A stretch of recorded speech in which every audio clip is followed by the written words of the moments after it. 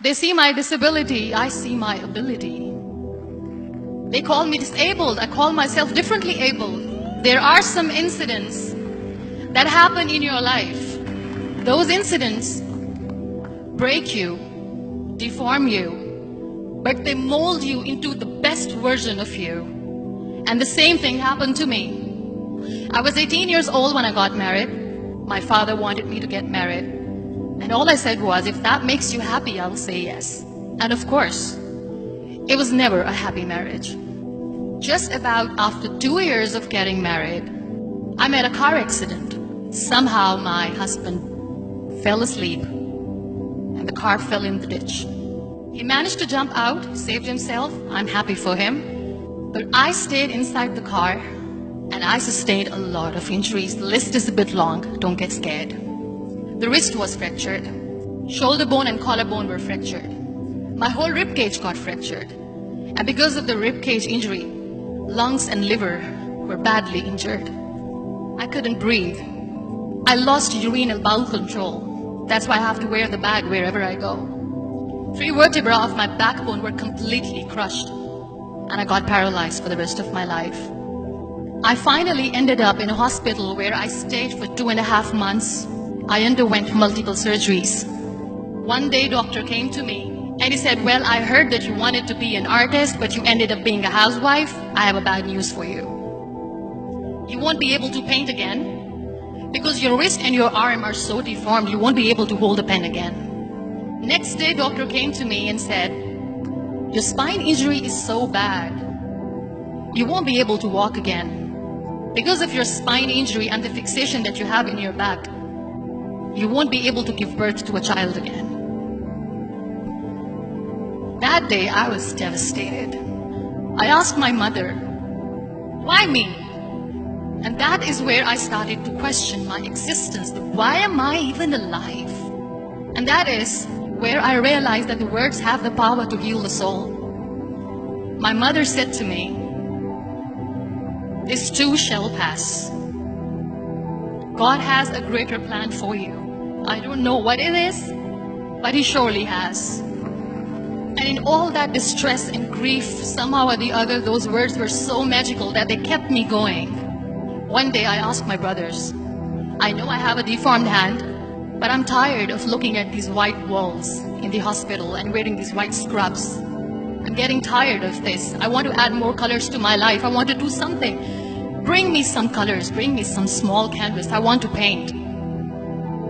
So the very first painting I made was on my deathbed, where I painted for the very first time. It was not just an art piece or just my passion. It was my therapy. And then I was discharged and I went back home. And I went back home and I realized that I have developed a lot of pressure ulcers on my back and on my hip bone. I was unable to sit. There were a lot of infections in my body, a lot of allergies. So doctors wanted me to lie down on the bed straight for not 6 months, for not 1 year, for 2 years. I was bedridden, confined in that one room, looking outside the window, listening to the birds chirping, and thinking maybe there will be a time when we'll be going out with the family and enjoying the nature. That was the time where I realized how lucky people are.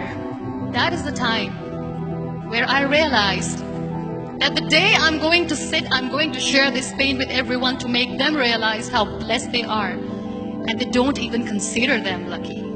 That day I decided that I'm going to fight my fears. We all have fears. Fear of unknown, fear of losing people, fear of losing health, money.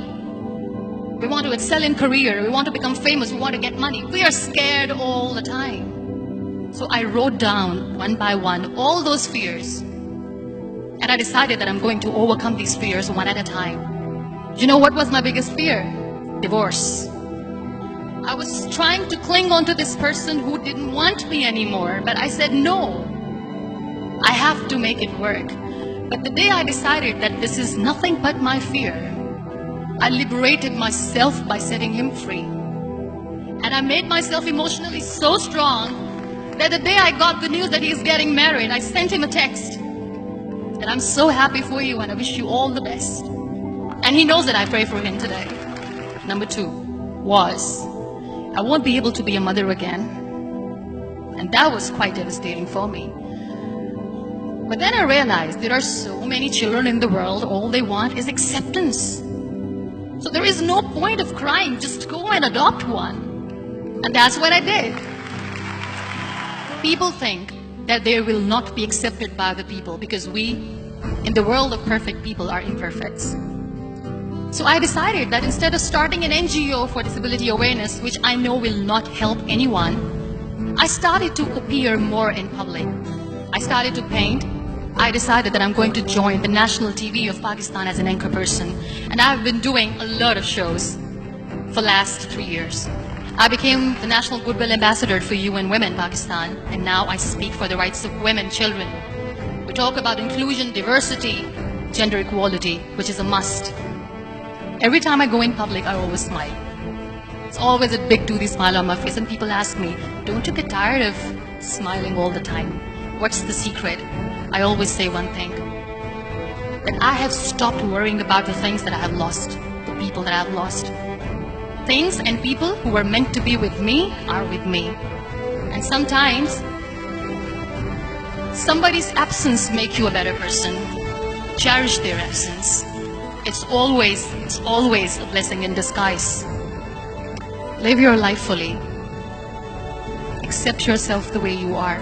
Be kind to yourself. Be kind to yourself. I'll repeat, be kind to yourself, and only then you can be kind to others. Love yourself and spread that love. Life will be hard. There will be turmoil. There will be trials, but that will only make you stronger. So when you accept yourself the way you are, the world recognizes you. It all starts from within.